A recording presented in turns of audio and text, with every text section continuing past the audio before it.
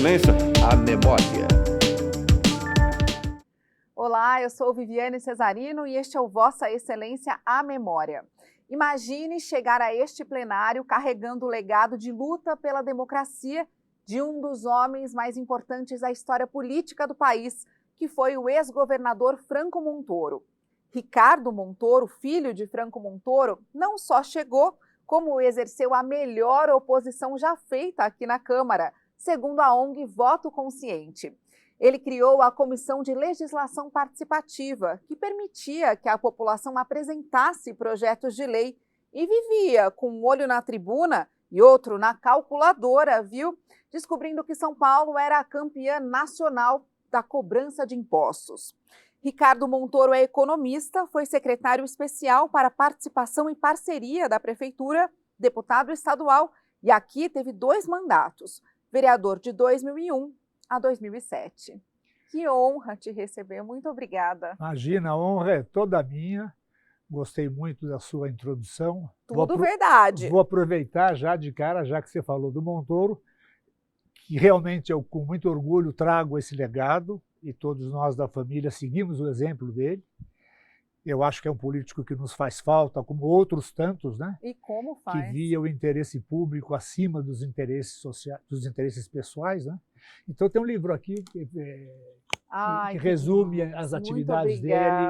Faço questão de te dar. Tá bom? Ai, que lindo, gente. Olha, muito obrigada. Já me emocionou de cara. Imagina, que não prazer. Tem uma pessoa que não fale do legado dele, da luta dele pela democracia, né? Pelo restabelecimento da democracia, pela direta já. Eu tenho que concordar. E a gente sente no exemplo dele e de outros políticos, como o Mário Covas, como Ulisses Guimarães, como o próprio Fernando Henrique, que vivo está, mas evidentemente que já passou o tempo de atividade.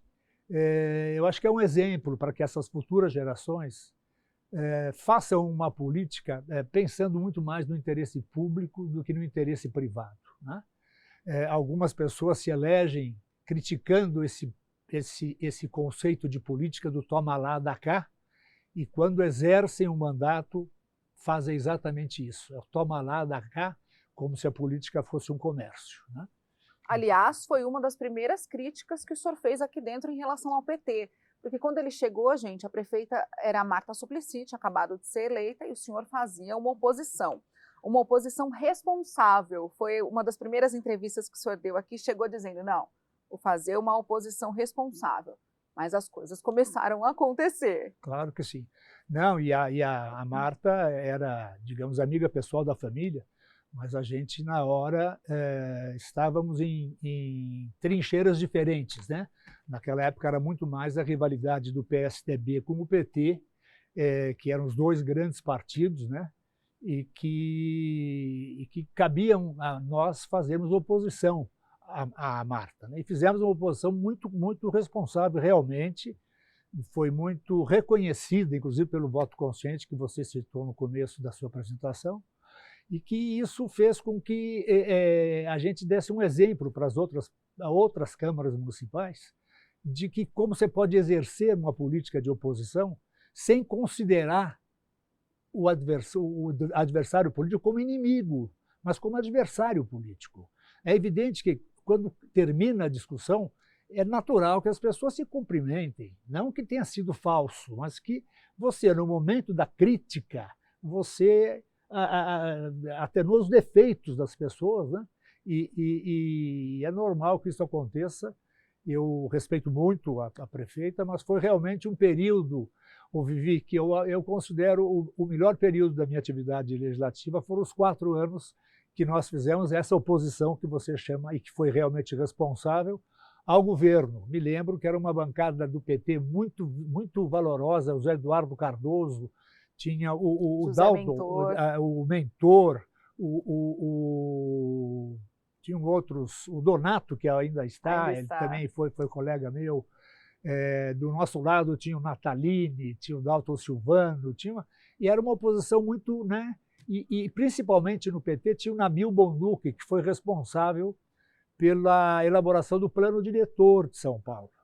e eu fui um grande opositor. Vou te contar bem rapidamente um episódio, se você me permitir. O senhor estava sempre pedindo mais participação. Exatamente, pedimos muito, brigamos muito, e afinal conseguimos vitórias, conseguimos que eles recuassem algumas coisas. É assim que se negocia, né?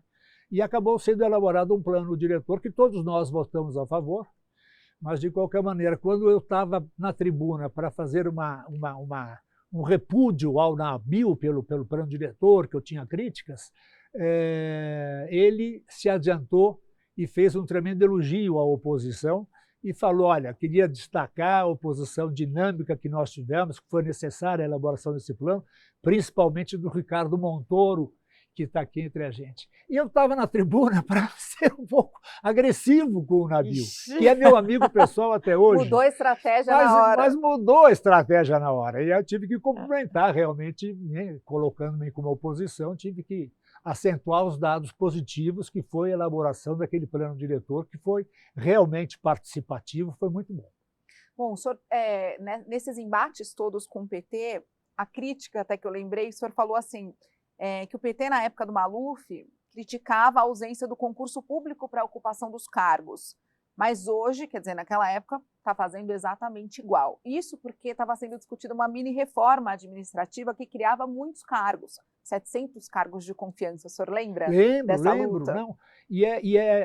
Isso é ir contra a história, isso é ir contra o interesse público, né?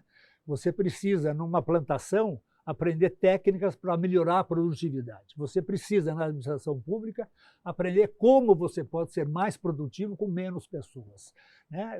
Eu acho que das coisas mais importantes que existe hoje no Brasil, como existia naquele tempo, na sua dimensão necessária, o que existe hoje é um excesso de funcionários, né? Uma reforma administrativa é muito urgente para que a gente possa reduzir cargos de confiança, né?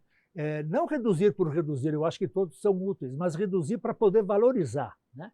Dizem, eu me lembro que eu usava um pouco esse termo, que se todo mundo que o PT quisesse nomear fosse ao seu local de trabalho, não ia ter mesa para todo mundo, não ia ter nem cadeira para todo mundo, porque era um número muito grande, né? E isso estimula os famosos funcionários fantasmas que vêm, assinam, depois vão embora, e que isso não é justo, não era justo naquele tempo, não é justo hoje, e eu acho que é uma mancha que a gente leva e que espero que o próximo governo, seja ele qual for, tenha essa dimensão de enxugar a máquina pública para que sobre dinheiro para educação, saúde, segurança e não para mordomias desnecessárias. Foi a mesma luta na época da criação das subprefeituras, que ela trouxe um projeto para criar, acho que mais de 30 subprefeituras, e o senhor batia o pé, e 10 ou 11 já estavam de bom tamanho. Como é que foi essa questão aqui dentro? Exato, você não tem...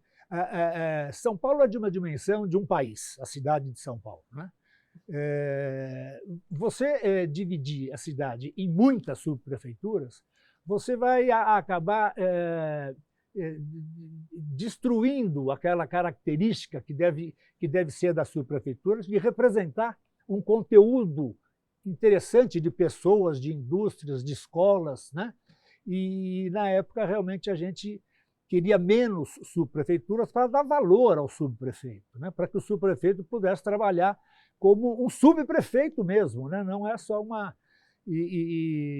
Mas nós conseguimos diminuir um pouco, se não me falha a memória, foi uma briga boa e sempre baseado naquele espírito meu, que foi um espírito que você se referiu ao legado do Franco Montoro, da democracia participativa, né? Então, isso é muito importante, é fundamental. Tinha uma ideia bacana nessa época da tentativa de criação, que depois foi aprovada, essa criação das subprefeituras, que era a escolha do subprefeito, o senhor defendia, não deveria ser feita pelo prefeito, não seria uma prerrogativa do prefeito, seria uma lista tríplice apresentada pela comunidade. Eu achei isso tão incrível. Não, é incrível, vai nesse bojo da participação.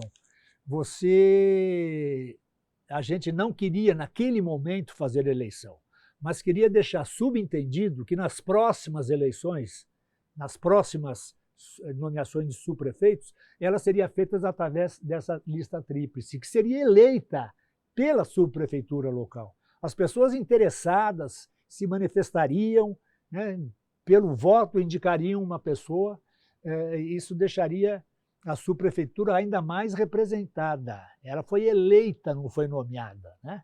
Então, até dificultaria a modificação do subprefeito, quer dizer, o prefeito teria que... E é assim no mundo inteiro, é assim. Outro dia descobrimos que esqueci o nome, mas um ex-primeiro-ministro da Grã-Bretanha era subprefeito, né? E de lá ele passou a ser parlamentar, senador e acabou presidente da República. Então, esse conceito de eleição é sempre um conceito positivo, embora desperte a antipatia daqueles que querem nomear, daqueles que querem mandar sem ouvir a população. Isso é um conceito que a gente tem vontade de, mesmo fora da atividade parlamentar, divulgar e bater firme, porque ouvindo a população é que você erra menos. Mas existia uma preocupação dessa indicação acontecer trocando aqui por apoio? Qual que era a preocupação da prefeita indicar o subprefeito? Nós sempre batalhamos justamente contra essa política do toma lá, dá cá, né? Você quer mais subprefeituras, você vai poder nomear mais subprefeitos, você vai poder agradar mais alguns vereadores. Você vai ter colocação para todo mundo e você, com isso, constrói uma base de apoio que lhe dá sustentação aos projetos que você... né? O executivo deve procurar a participação, mas ele deve procurar também a composição para que ele possa caminhar como prefeito, né? Quando eu digo que nós fizemos uma oposição, muitas vezes nós votamos com o governo, quando achamos e julgamos que a matéria era de interesse da população. É verdade, tem até um exemplo que foi o Banco do Povo, a criação do Banco do Povo que vocês votaram com o governo. Exatamente. Não, as matérias que são interessantes, você não é uma oposição burra, você é uma oposição participativa que quer conhecer, né? Eu me lembro que o mentor, né, o saudoso mentor, era o líder da Marta. Nós tivemos muitas conversas, muitos embates, até às vezes por questão de vírgula que poderia modificar. Eu me lembro desses embates, foram muito interessantes. Com o Zé Eduardo Cardoso eu tive excelente relação. Então, a nossa oposição era assim, era no sentido de aprovar aquilo que a gente concordava, mas não concordar com tudo aquilo que eles queriam. Me lembro de muitos embates produtivos com o meu amigo o Sayad, que foi secretário das Finanças da Marta e que foi secretário do Montoro também, para você ver como ele era um servidor público, e nós tivemos muitos embates, porque eu queria sempre diminuir os recursos, né? Faz parte da oposição.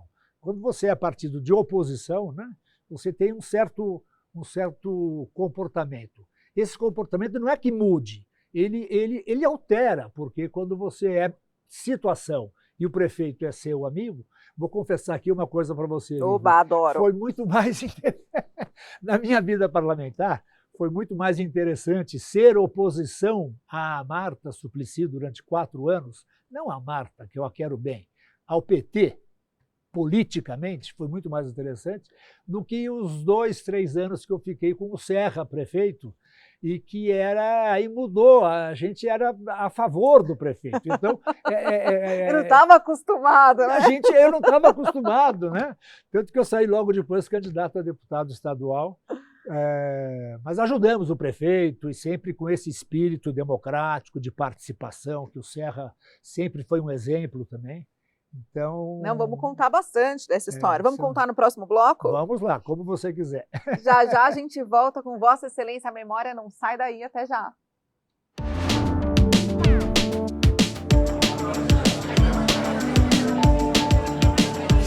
Vossa Excelência, a memória.